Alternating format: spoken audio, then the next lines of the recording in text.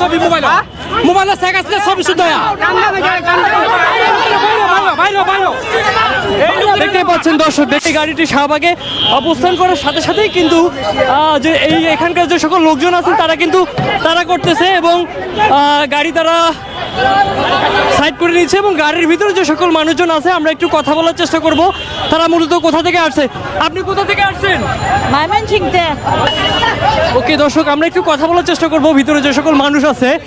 কোথা থেকে আসছেন আপনি? ভাই কোথা থেকে আসছেন? ময়মনসিংহ ফুলবাড়ি থেকে আসছি।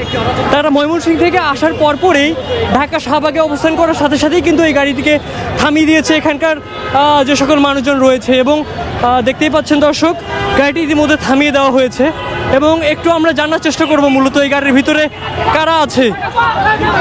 একটু দেখি ছবি মোবাইলে ছবি শুধু